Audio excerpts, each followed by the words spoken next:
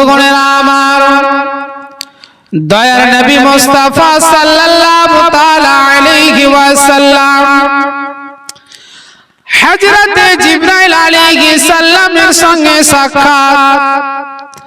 দয়ার নবী মুস্তাফা সাল্লাল্লাহু তাআলা আলাইহি ওয়াসাল্লাম হযরতে জিবরাইল আলাইহিস সালামকে বললেন, ও জিবরিল, তুমি আমাকে একটা কথা বলো। হযরতে জিবরাইল আলাইহিস সালাম বললেন, ইয়া রাসূলুল্লাহ, আপনি বলুন, আপনি কি বলতে চান? আমার আপনার বিশ্বনবী, আমার আপনার বিশ্বনবী রহমাতুল লিল আলামিন বললেন, ও জিবরিল, শুনো শুনো, তুমি হযরতে আদম সফিউল্লাহর কাছে তুমি গিয়েছো, হযরতে ঈসা রূহুল্লাহর কাছে গিয়েছো, হযরতে মুসা কালিমুল্লাহর সঙ্গে সাক্ষাৎ করেছো, হযরতে ইব্রাহিম খলিলুল্লাহর সঙ্গে সাক্ষাৎ করেছো। ও জিবরিল, তুমি আমাকে বলো, তুমি সমস্ত নবী ও রাসূলের সঙ্গে সাক্ষাৎ করেছো, তাদের মার্তবা দেখেছো, তাদের মাকাম দেখেছো, তাদের দরবার দেখেছো। ও জিবরিল, তুমি আমাকে বলো, তুমি আমার মতো কাউকে কি তুমি দেখেছো? হযরত জিবরাইল আলাইহিস সালাম বললেন, ইয়া রাসূলুল্লাহ, ইয়া হাবিবাল্লাহ, নবী গো, আমি সারা পৃথিবী ঘুরে পূর্ব থেকে পশ্চিম, উত্তর থেকে দক্ষিণ পর্যন্ত আমি ঘুরে দেখলাম, ইয়া রাসূলুল্লাহ, আমি আপনার মতো আমি কাউকে দেখি না।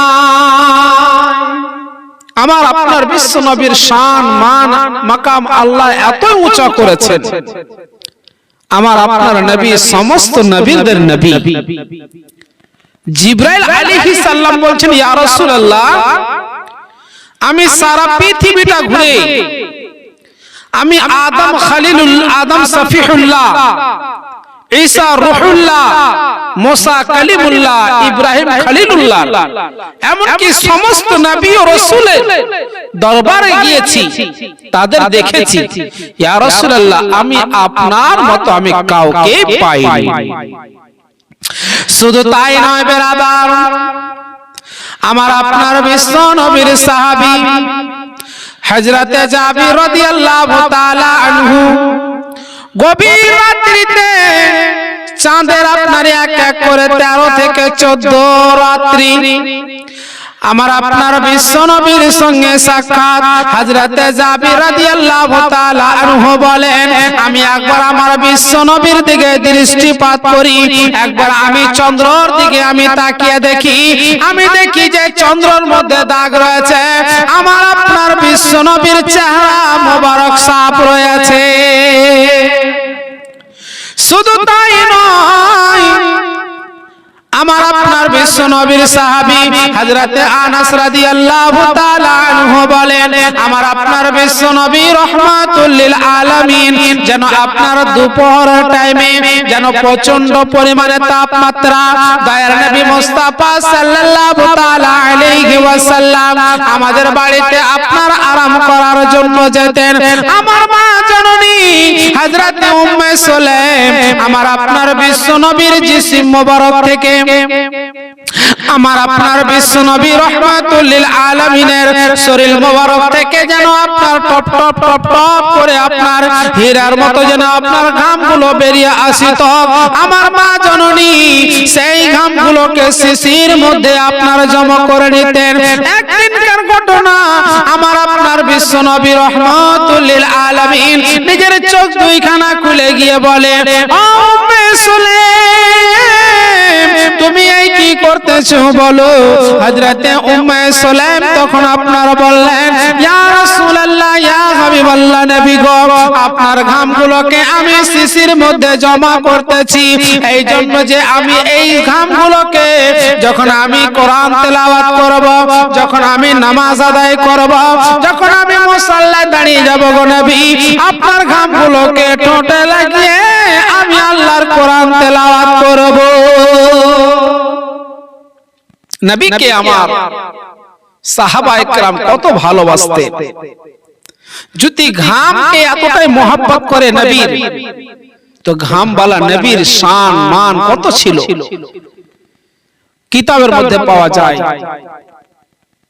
নবী আমার ওযু করতেন, সাহাবায়ে কেরাম মারামারি লাগিয়ে দিতেন ওযুর পানিটাকে, বরকতের পানিটাকে নেওয়ার জন্য। আজ দেখা যায় নবীর শানে গুস্তাকি, নবীকে বড় ভাইয়ের মতন সমতুল্য বলে। যে মতো নিজের বড় ভাইকে সম্মান করতে হয়, সেই মতো নবীর সঙ্গে সে সম্মান করবে। নাউজুবিল্লাহ। কুরবান জান সাহাবায়ে কেরাম নবীকে কত রকম কত সুন্দর করে ভালোবাসতেন। শুধু তাই নয় বাপজিরা আমার, কিতাব লেখক লেখেন নবীর সাহাবী হযরত আবু হুরায়রা রাদিয়াল্লাহু তাআলা আনহু বলেন, যখন মক্কা নগরে আপনার মদিনাতে যখন আপনার কোন মায়ের কোন বাপের ঘরে যখন আপনার কন্যার বিবাহ হতো, দয়ার নবী মুস্তাফা সাল্লাল্লাহু তাআলা আলাইহি ওয়াসাল্লামের সামনে এসে হাজির হয়ে বলতেন, ইয়া রাসূলুল্লাহ, ইয়া হাবিবাল্লাহ, নবী গো আমার কন্যার কালকে বিবাহ হয়েছে গো নবী। ইয়া রাসূলুল্লাহ, ইয়া হাবিবাল্লাহ, নবী গো আমার বাড়িতে যে খুশবু নাই, যে আমার মেয়েকে দিয়ে আমি বিদায় করিব। আমার নবী বললেন, যাও কালকে চলে আসবে, কালকে একটা শিশি নিয়ে আসবে। সেই আপনার যুবক আপনার একখানা শিশি নিয়ে এসে আমার নবীর সামনে হাজির। আমার নবী মুস্তাফা নিজের ঘামগুলোকে শিশির মধ্যে দিয়ে বলে, যাও যাও যাও তোমার কন্যাকে এই ঘামগুলো লাগিয়ে তাকে শ্বশুর বাড়িতে আপনারা পাঠিয়ে দেবে। কিতাবের মধ্যে পাওয়া যায় দয়ার নবী মুস্তাফা সাল্লাল্লাহু তাআলা আলাইহি ওয়াসাল্লাম যেই পথ দিয়ে যেতেন, সেই পথটা যেন আপনার খুশবু হয়ে যেত। সাহাবায়ে কেরাম আপনার স্পষ্ট ভাবে বুঝতে পেরে নিতেন নবী পাক আপনার এই পথ দিয়ে আপনার গিয়েছেন। এই যুবক, আপনি কিতাব খুঁজে দেখবেন নবীর শান মান আল্লাহ এতই উঁচু করেছেন। আল্লাহ পাক পবিত্র কালাম পাকের মধ্যে বলেন, ওয়ালা সাউফা ইউতিকা রাব্বুকা ফাতারদা। হে নবী মুস্তাফা, আমি আপনাকে এতই দেব কে তুমি সন্তুষ্ট এবং তুমি রাজি হয়ে যাবে।